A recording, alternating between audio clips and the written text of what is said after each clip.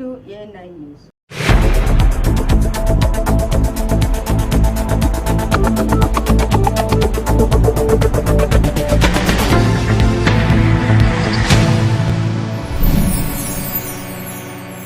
విశాఖ జిల్లా Malkapuram police station పరిధిలో యువకుడు దారుణ హత్య.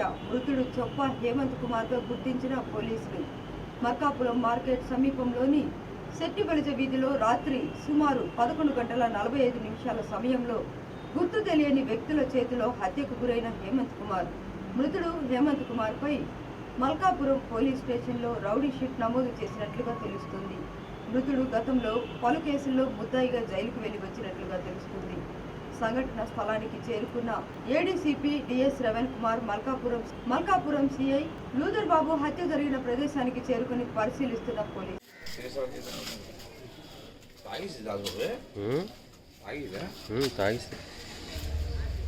బాటిల్ కోసం మందు బాటిల్ కోసం 31st రిలీజ్ అయ్యారు. అప్పటి నుంచి ఇక్కడే ఉన్నాడు. 6 months నుంచి ఇక్కడే ఉన్నాడు.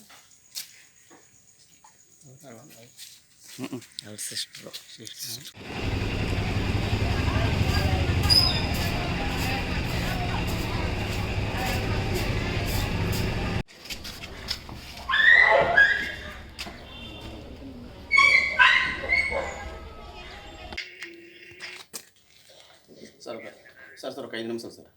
ఏసీపీ గారు వచ్చారు ఇప్పుడే, ఒక 5 నిమిషాలు.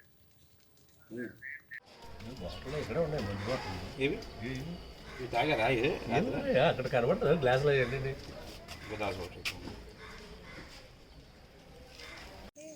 చెక్ చేస్తారు కదా, పైకి వెళ్ళి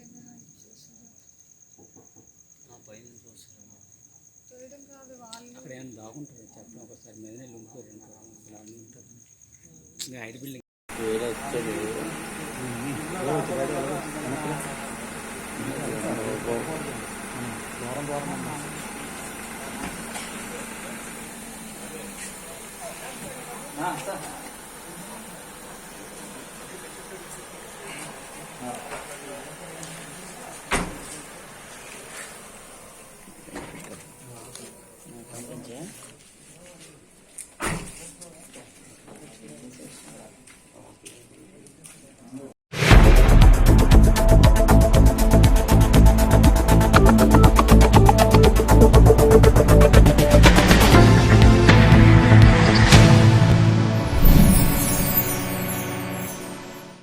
నిజాం నిరంకుశ పాలనకు వ్యతిరేకంగా మెదక్ జిల్లాలో ఎంతో మంది యోధులు ఉన్నారని పశుసంవర్ధక వృత్తి శాఖ, డైరీ డెవలప్మెంట్, సినిమాటోగ్రఫీ శాఖ మంత్రి తలసాని శ్రీనివాస్ అన్నారు.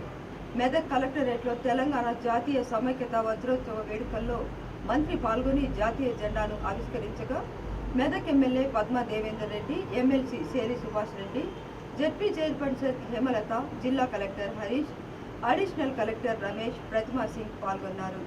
గాంధీ, తెలంగాణ తల్లి చిత్రపటాలకు పూలమాలలు వేసి నివాళులర్పించారు. మంత్రి పోలీసులచే గౌరవ వందనం స్వీకరించారు. విద్యార్థుల సాంస్కృతిక కార్యక్రమాలు అందరినీ అలరించాయి. సీఎం కేసీఆర్ ఆదేశాల మేరకు వేడుకలు ఘనంగా నిర్వహిస్తున్నామని తెలిపారు. సెప్టెంబర్ 17ను పురస్కరించుకొని జరిగే జాతీయ సమైక్యత ఉత్సవాల ప్రాధాన్యత ప్రజలకు, విద్యార్థులకు తెలియజేయాలన్నారు. హైదరాబాద్ సంస్థానంగా ఉన్న మనం 1947 సెప్టెంబర్ 17న విలీనమయ్యాము అని పేర్కొన్నారు. హిందూ దేవాలయాల్లో పూజలు చేయవద్దని నిజాం చెబితే నైజాం సర్కార్ ఆంక్షలను ధిక్కరించి ఆగస్టు 15న జాతీయ జెండాలను రెపరెపలాడించారని అన్నారు. రాష్ట్రంలో ముఖ్యమంత్రి కేసీఆర్ ప్రవేశపెట్టిన సంక్షేమ పథకాలను మంత్రి చదివి వివరించారు.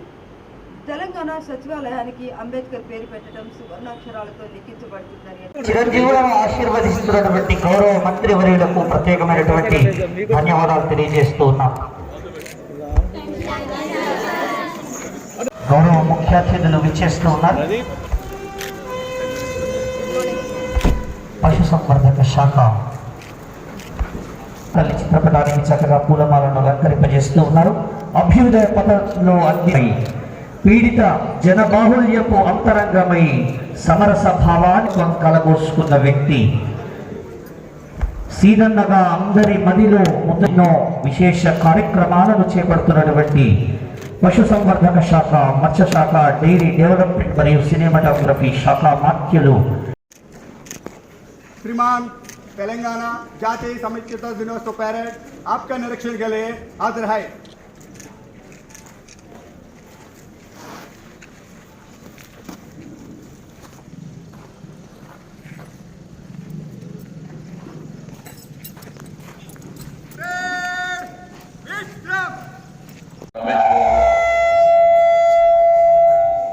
అడిషనల్ కలెక్టర్ ప్రతిమా సింగ్ గారు,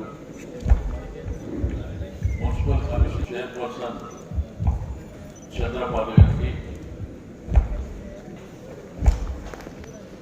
అదేవిధంగా కార్యక్రమాల్లో అందవేసిన చెయ్యిగా అలాగే టీఎస్ఆర్ఎస్ వారు కూడా సిద్ధంగా ఉండాలి. టీఎస్ఆర్ఎస్ ఆధ్యాత్మంలో సేవ చేసే దర్శకుడిగా వ్యక్తిత్వంలో అన్ని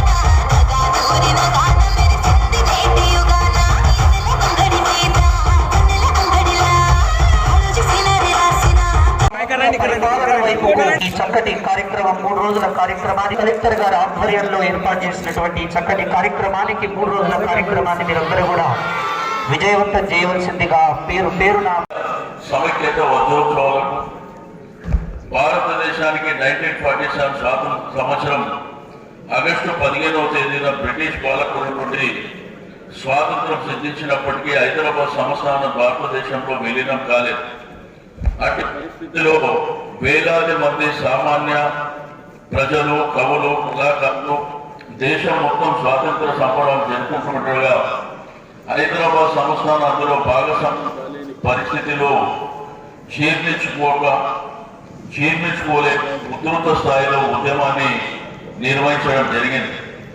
1948 సంవత్సరం సెప్టెంబర్ 17న హైదరాబాద్ సంస్థానం విలీనం కాబడినటువంటి సందర్భం. ఈ పోరాటం భాగంగా తెలంగాణ విమోచన ఉద్యమం నల్గొండ, మహబూబ్ నగర్, ఆదిలాబాద్, ఖమ్మం, నిజామాబాద్, వరంగల్, హైదరాబాద్ తదితర జిల్లాలతో పాటు మెదక్ జిల్లాలో కూడా విస్తృతంగా ఆ ఉద్యమం కొనసాగింది. నిజాం నిరంకుశ పాలనకు వ్యతిరేకంగా విముక్తి కోసం జరిగినటువంటి పోరాటంలో మెదక్ జిల్లాకు చెందిన పలువురు యోధులు పాల్పంచుకున్నారు. నిజాం పోలీసుల చిత్రహింసలు, నిర్బంధాలు, కారాగార శిక్షలను కూడా లెక్క చేయకుండా పోరాటం కొనసాగించడం జరిగింది. హిందూ దేవాలయాలు భజనలు చేయొద్దని హుకుం జారీ చేస్తే దాన్ని ధిక్కరించి భజనలు చేయడంతో పాటు నిజాం సర్కార్ను ఆజ్ఞలను ధిక్కరించి ఆగస్టు 15వ తేదీన జాతీయ జెండాను మరి రెపరెపలాడించినటువంటి సందర్భం.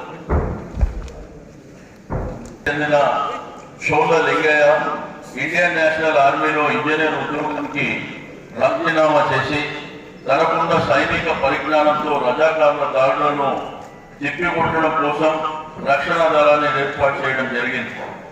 వెల్లుర్తి మాణిక్యరావు తన రచనల ద్వారా అక్షర ఆయుధాలకు సంబంధించి నిజాంపై గలమెత్తడం జరిగింది. ఎంతో సంతోషదాయకమైనటువంటి సందర్భం. అయితే ఇక్కడ ఉన్నటువంటి విద్యార్థులకు, టీచర్స్, మరి జిల్లా ప్రజలకు, ప్రజాప్రతినిధులకు ఈ జాతీయ సమైక్యత అంటే మనం అందరికీ మరి స్కూల్స్లో కానీ కాలేజెస్లో కానీ ప్రజలలో కూడా అవేర్నెస్ ఇవ్వడానికి కొన్ని ప్రధానమైనటువంటి ఘట్టాలు చెప్పాలి. మన దేశానికి స్వాతంత్రం వచ్చి 75 సంవత్సరాలు. ఆ వజ్రోత్సవాలని 15 రోజుల పాటు ఘనంగా రాష్ట్ర వ్యాప్తంగా జరుపుకోవడం జరిగింది. దేశమంతా తూతూ మంత్రంగా జరిపిన తెలంగాణ రాష్ట్రంలో గౌరవ ముఖ్యమంత్రి గారి ఆధ్వర్యంలో 15 రోజుల పాటు మరి రాష్ట్ర యంత్రాంగం, జిల్లా యంత్రాంగం, ప్రజాప్రతినిధులు ఎంతో ఘనంగా చేసుకోవడం. కానీ ఇప్పుడు జరిగేటువంటి జాతీయ సమైక్య ఉత్సవాలు మీకు అందరికీ తెలుసు, ఈ దేశానికి 1947లో స్వాతంత్రం వస్తే ఆ రోజు మనము ఆ భారతదేశంలో భాగస్వాములం కాదు. ఆ రోజు నిజాం పరిపాలనలో హైదరాబాద్ సంస్థానంలో మనం ఉండే. మన దేశానికి స్వాతంత్రం వచ్చిన రోజు మరి మనము అందులో భాగస్వామ్యం లేనటువంటి విషయం. మన దేశానికి స్వాతంత్రంలో విలీనమైనటువంటి సందర్భం, తెలంగాణ వ్యాప్తంగా హైదరాబాద్ సంస్థానంగా ఉన్నటువంటి మనం మరి ఇక్కడ ఉన్నటువంటి ప్రజల ఒత్తిడి మేరకు కేంద్ర ప్రభుత్వం ముందుకొచ్చి మరి నిజాంతో మాట్లాడిన తర్వాత 1948 సెప్టెంబర్ ఇదే రోజు మనం విలీనమైనటువంటి సందర్భం. అంటే మనం ప్రజాస్వామ్యం అంటే రాచరిక వ్యవస్థ నుండి ప్రజాస్వామ్యంలో అడిగినటువంటి సందర్భం, సంతోషదాయకమైనటువంటి సందర్భం. మీకు అందరికీ తెలుసు, రాచరికపు వ్యవస్థ నుండి మరి ప్రజాస్వామ్య వ్యవస్థలో అడిగేడుతున్నటువంటి శుభ సందర్భంలో మన గౌరవ ముఖ్యమంత్రి గారు తెలంగాణ జాతీయ సమైక్యత వజ్రోత్సవాలని ఘనంగా నిర్వహించాలనేటువంటి సంకల్పంతో మరి నిన్న బ్రహ్మాండమైనటువంటి ర్యాలీస్ జరిగినాయి. మరి ఈరోజు కూడా ఈ జెండా ఆవిష్కరణ కార్యక్రమంతో పాటు మరి హైదరాబాద్ సిటీలో జరిగేటువంటి గిరిజన సమ్మేళనం, దీంతో పాటు రేపు మరి కళాకారులతోనే కల్చరల్ ప్రోగ్రామ్స్ కూడా ఏర్పాటు చేసుకోవడం జరిగింది.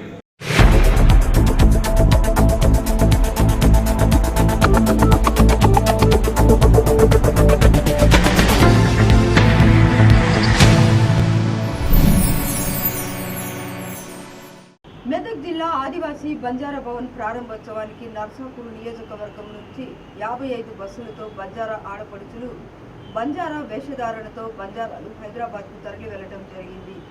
ఈ కార్యక్రమాన్ని ఎమ్మెల్సీ మదన్ రెడ్డి ప్రారంభించడం జరిగింది. ఈ కార్యక్రమం ఎమ్మెల్యే మదన్ రెడ్డి, ఆత్మ కమిటీ చైర్మన్ వెంకటరెడ్డి, చాత్రు నాయక్, బంజారా తాండాల సర్పంచులు, ప్రతి బస్సులో సర్పంచ్, ఒక పంచాయతీ సెక్రటరీ, ఒక పోలీసుని ఏర్పాటు చేసి ప్రతి బస్సులో ఇలాంటి అవాంఛనీయ ఘటన జరగకుండా ఒక్కొక్క పోలీసుని నియమించడం ద్వారా బంజారా భవన్ ప్రారంభోత్సవం అయిన తర్వాత కూడా వాళ్ళని ఇంటికి పంపించే వరకు ఆ పోలీసు రాజ్యసభ ఉంటుందని ఎమ్మెల్యే చెప్పడం జరిగింది.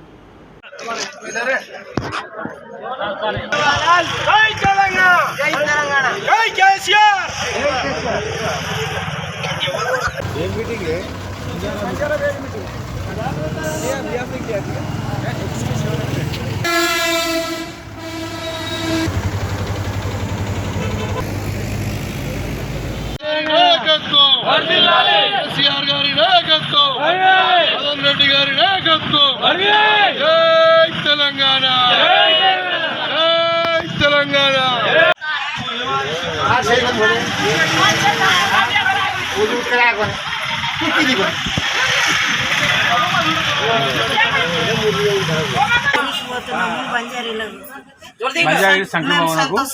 రావాలి.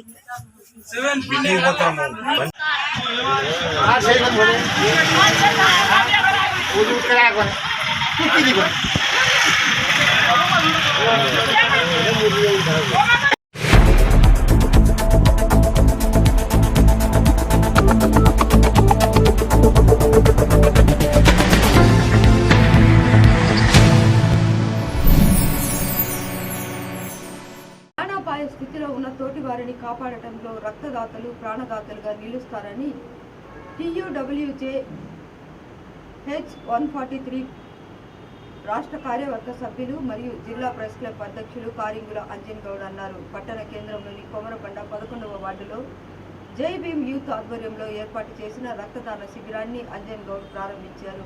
కొమరబండకు చెందిన 35 మంది శిబిరంలో రక్తదానం చేశారు. ఈ సందర్భంగా డాక్టర్ కళ్యాణ్ చక్రవర్తి వారిని అభినందించారు. రక్త, నేత్ర, అవయవ దానాలపై ప్రజలు ఆపోహలు వీడాలని ఎస్ఐ సాయి ప్రసాద్ పేర్కొన్నారు. తలసేమియా వ్యాధిగ్రస్తుల కోసం రక్తదాన శిబిరం ఏర్పాటు చేసినట్టు ఆయన వివరించారు.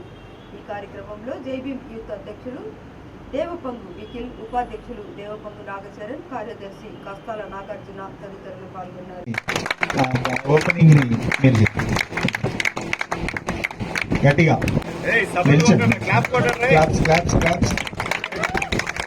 అలాగే ఇప్పుడు ఓపెన్ చేసిన వాడిని అందుకోవడానికి జైభీం యూత్ అధ్యక్షులు, ఉపాధ్యక్షులు, ప్రధాన కార్యదర్శి జైభీం యూత్ టీ-షర్ట్ ఇనాగ్రేషన్ జరిగింది. అందరూ క్లాప్స్ కొట్టాలి.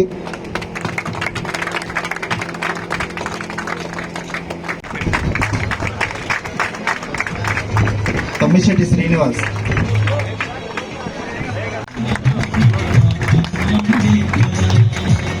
ఆ వ్యక్తి లేకపోతే ఈరోజు మనకి పట్టలేదు.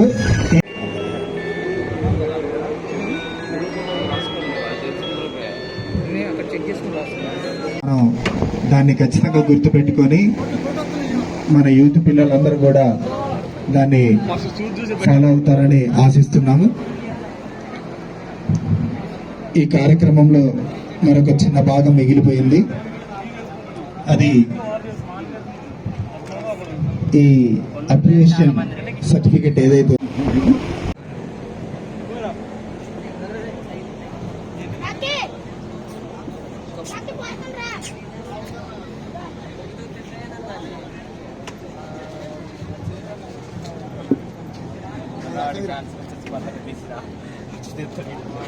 త్వరగా రావాలి.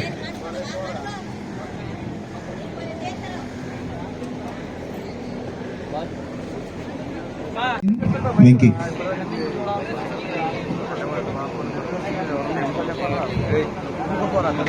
వెంకీ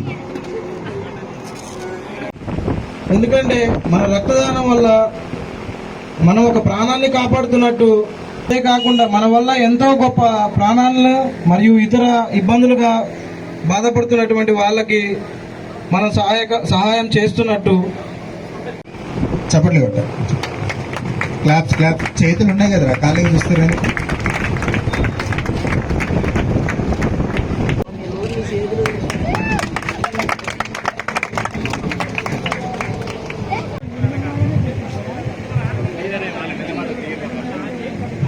అలాగే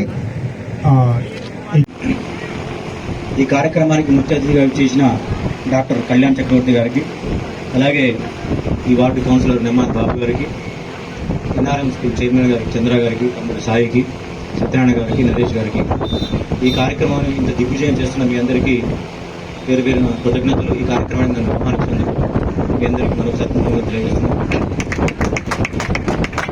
ఇక్కడ మీరు ఓపికగా ఇంటర్నెట్ ఒక 2 నిమిషాలు మాట్లాడతారా బ్రదర్స్? మీరు పెట్టిన పేరే ప్రపంచంలోనే అత్యంత మేధావి, ఈ భారతదేశంలో ఎవరికి సాధ్యం కాని డిగ్రీ తెచ్చుకున్నటువంటి అంబేద్కర్ గారి పేరు మీద మీరు యూత్ స్థాపించారు. ఇవాళ ఒక దళిత వాడలో ఈ కార్యక్రమం నడుస్తుందంటే ఈ అవకాశాన్ని కల్పించింది మనకు రాజ్యాంగంలో అంబేద్కర్. అదే అవకాశం లేకపోతే ఇవాళ మీరు ఇంత ఘనంగా చేస్తుంటే ఇది ఎప్పుడూ ఆటంకం జరిగి మధ్యలో ఆగిపోయింది. కాబట్టి ఒకడు గొప్పవాడనేవాడు ఎప్పుడైతేనంటే ఒక కులంలో పుడితేనో, ఒక మతంలో పుడితేనో, ఒక జాతిలో పుడితే గొప్పోడు కాదు. జ్ఞానం ఉన్నోడు గొప్పోడైతాడు. జ్ఞానం ఎవడైతే సంపాదిస్తాడో వాడు గొప్పోడైతాడు. దళిత కులంలో జన్మించిన డాక్టర్ కళ్యాణ్ చక్రవర్తి ఇవాళ ఎంతలా గొప్పోడు వచ్చినా, ఎంత జాతీయుడు వచ్చినా, మా జాతి గొప్పది, మా కులం గొప్పది, మా మతం గొప్పదని ఎవడొచ్చినా కానీ డాక్టర్ గారు నమస్కారం అని చెప్తున్నంటే దానికి కారణం ఆయన సంపాదించిన జ్ఞానం, ఆయన తీసుకున్న డాక్టర్ సర్టిఫికెట్. నేను కోరుకునేది అంటే మీ యూత్ సభ్యులందరినీ కూడా నేను కోరుకునేది అంటే మీరు జైభీం యూత్ పెట్టారు, దీనికి కనీసం కొన్ని నామ్స్ మీరు ఏర్పాటు చేసుకోండి. ఇవాళ మనకు మాట్లాడే హక్కు ఇచ్చినా, ఈ మీటింగ్ పెట్టుకునే హక్కు ఇచ్చినా, ప్రశ్నించే హక్కు ఇచ్చినా, పోరాటం చేసే హక్కు ఇచ్చినా ఇవన్నీ కూడా మనకు అంబేద్కర్ వల్లనే వచ్చింది. అంబేద్కర్ కూడా రాజ్యాంగం రాయడానికి అంబేద్కర్ ఉండటం అనేది భారతదేశంలో ఆ కాలపు నాయకులకు ఎవరికి ఇష్టం లేదు. భారతదేశ రాజ్యాంగాన్ని అంబేద్కర్ రాసిన మనం చెప్తున్నాం కదా. అంబేద్కర్ రాయటం అనేది ఒక్కళ్ళు కూడా ఆనాటి తరం నాయకులకు ఇష్టం లేకపోయిండే. కానీ రాజ్యాంగం రాయాలంటే ఎవరు రాయాలంటే మా వల్ల కాదు అని చెప్పినోళ్ళే తప్ప ఒక్కళ్ళు కూడా నేను రాజ్యాంగం రాస్తా, నేను చూసుకుంటానని చెప్పేసి ముందుకు వచ్చిన వాళ్ళు ఎవరు లేరు. ఆ పరిస్థితుల్లో తప్పనిసరి పరిస్థితుల్లో అంబేద్కర్ దగ్గరికి వెళ్ళి ఈ రాజ్యాంగాన్ని నువ్వే రాయాలని చెప్పేసి ఆయన చేతులు పెట్టడం జరిగింది. అంటే ఇక్కడ మనం ఆలోచించాల్సిన విషయం ఏంది, ఆయన సంపాదించిన జ్ఞానం అంత జ్ఞానవంతుడు కాబట్టి ఆ రోజు ఆయనతో రాజ్యాంగం రాపించడం జరిగింది. కాబట్టి నేను కోరుకునేది ప్రధానంగా ఏంటంటే ఈ కోనబండ నుంచి ఈ జేబీఎం యూత్ అనేది ఎలాంటి సంఘ వ్యతిరేక కార్యకలాపాల్లో కానీ చట్ట వ్యతిరేక కార్యకలాపాల్లో కానీ పాల్గొనకూడదని, ఒక కానిస్టేబుల్ ఉద్యోగాల రిజల్ట్ వచ్చిందంటే కోనబండలో ఉన్న జేబీఎం యూత్ నుంచి 2కి వచ్చినాయా 3కి వచ్చినాయా అని ఉండాలి. ఒక ఎస్ఐ ఉద్యోగాల రిజల్ట్ వచ్చిందంటే జేబీఎం యూత్ నుంచి 2కి వచ్చినాయా 3కి వచ్చినాయా అని ఉండాలి. టీచర్స్ కావచ్చు, ఏ రకమైన ఉద్యోగాల నోటిఫికేషన్ వచ్చి రిజల్ట్ వచ్చినప్పుడు జేబీఎం యూత్ వాళ్ళకి ఎన్ని వస్తున్నాయని చెప్పేసి కోదాడ నియోజకవర్గం మొత్తం కూడా మీ వైపు పరికించి చూసేట్టుగా మీరు తయారు కావాలి. ఏదో యూత్ పెట్టాము, ఒక ప్రోగ్రామ్ చేశాము, నడుస్తుందనుకుంటే కాదు. చాలా క్రమశిక్షణగా ఉండాలి. ఆ క్రమశిక్షణగా ఉన్నప్పుడే మన జ్ఞానవంతులుగా కాగలుగుతాం. చదువు అంటే మనకు సహజంగా ఎట్లా ఉంటుందంటే ఆర్థికంగా మనం తక్కువ స్థాయిలో ఉంటాం. మన ఆర్థికంగా తక్కువ స్థాయిలో ఉన్నప్పుడు పుస్తకాలకో బట్టలకో సరిగా ఇంట్లో డబ్బులు లేని పరిస్థితి ఉంటుంది. దానివల్ల మనం ఏం చేస్తామంటే 2 రోజులు ఏదో ఒక పనికి పోవడానికి అలవాటు అవుతుంది. చిన్నగా క్రమక్రమంగా ఏమైపోతుందంటే కాలేజీ పోతే ఏమొస్తుంది, మనం 17-16 సంవత్సరాల వయసులోనే పనికి పోతే రోజుకి 500 వస్తున్నాయి 600 వస్తున్నాయి అనే ఆలోచనతో చిన్నగా చదువును అశ్రద్ధ చేస్తూ మనకు చదువు దూరం అయిపోతుంది. మీ యూత్ సభ్యులను నేను ప్రధానంగా కోరుకునేది ఏంటి, అలాంటి ఎవరైనా డ్రాప్ అవుట్స్ ఉంటే మీరు తరచుగా సమావేశాలు పెట్టుకొని చర్చించుకొని ఎవరైతే ఆర్థికంగా పుస్తకాలు కొనలేని, బట్టలు కొనలేని, చెప్పులు కొనలేని స్థితిలో ఎవరైతే ఉన్నారో తలా ఇంత వేసుకొని మాలాంటి వ్యక్తుల్ని సహాయం అడిగినాగని చెప్పేసి మేము తప్పకుండా మీకు చేయూతనందిస్తాము. ఈ ప్రపంచాన్ని మార్చగలిగిన శక్తి ఒకే ఒక్కదానికి ఉంది, అది చదువు మాత్రమే. జ్ఞానవంతుడు మాత్రమే ప్రపంచాన్ని మారుస్తాడు తప్ప ఒక జాతీయుడు ఒక మతయుడు ఈ ప్రపంచాన్ని మార్చలేడు. మార్చినట్టు అనిపించినా అది తాత్కాలికంగానే ఉంటుంది తప్ప అది తుడిచిపెట్టుకుపోతుంది. ఎవడు ఈ ప్రపంచాన్ని మారుస్తాడంటే జ్ఞానవంతుడు మారుస్తాడు. దానికి నిర్వచనమే మన డాక్టర్ బిఆర్ అంబేద్కర్. కాబట్టి ఈ అవకాశం ఇచ్చిన మీ అందరికీ ప్రత్యేకించి ధన్యవాదాలు తెలియజేస్తూ, ఇలాగే మీరు మున్ముందు మరిన్ని కార్యక్రమాలు చేయాలని, మీరు చేసే ప్రతి ప్రోగ్రాం కూడా గొప్పగా సక్సెస్ కావాలని, అందులో తప్పనిసరిగా మా వంతు చేయూతనందిస్తామని చెప్పేసి ఈ సందర్భంగా తెలియజేస్తూ ఈ అవకాశం ఇచ్చిన మీ అందరికీ నా ప్రత్యేక ధన్యవాదాలు తెలియజేస్తున్నాను. Thank you.